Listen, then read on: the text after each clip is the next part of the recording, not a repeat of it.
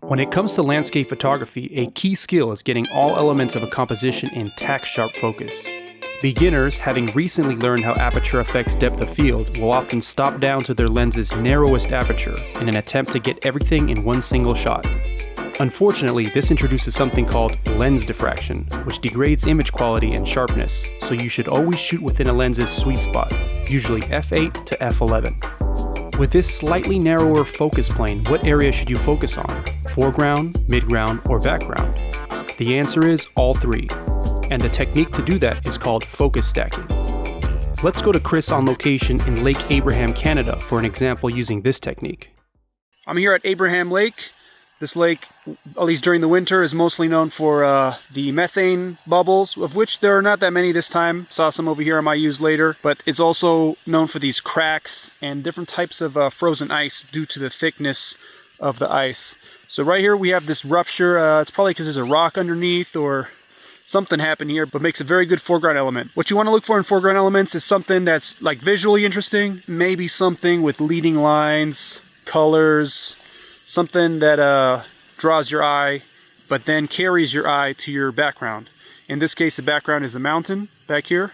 And your basic composition will have a foreground and a background at least, if not a midground as well, which in this case we don't have. Composition is a seemingly simple concept to grasp, but one that takes a lifetime to master, given the many variables and biases that make up the elusive concept of art. In this video, I'll be focusing on, pardon the pun, on focus stacking as a technique in itself.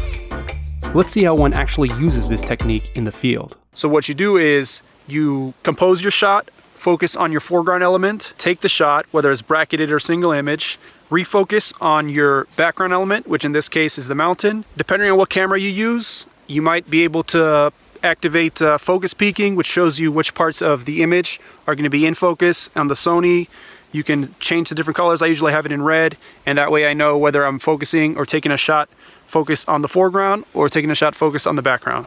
To clarify, you shoot multiple images while focusing on the different areas of your composition in order to stack them as one shot in post.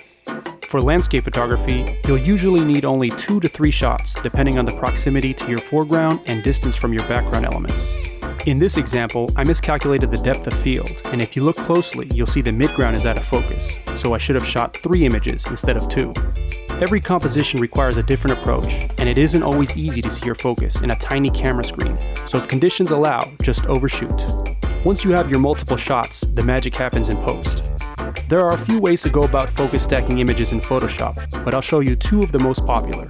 After applying general edits in Lightroom and syncing them to all your images, export them to Photoshop as layers.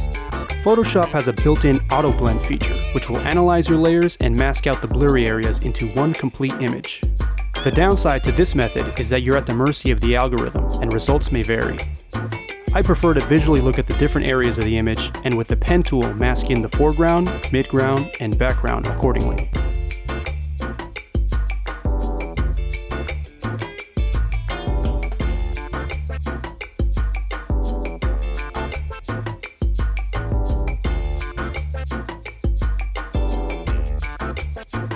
Shooting bracketed images will introduce another level of complexity, which is beyond the scope of this video, but in my workflow, I combine exposures first, then mask in the focused areas afterwards.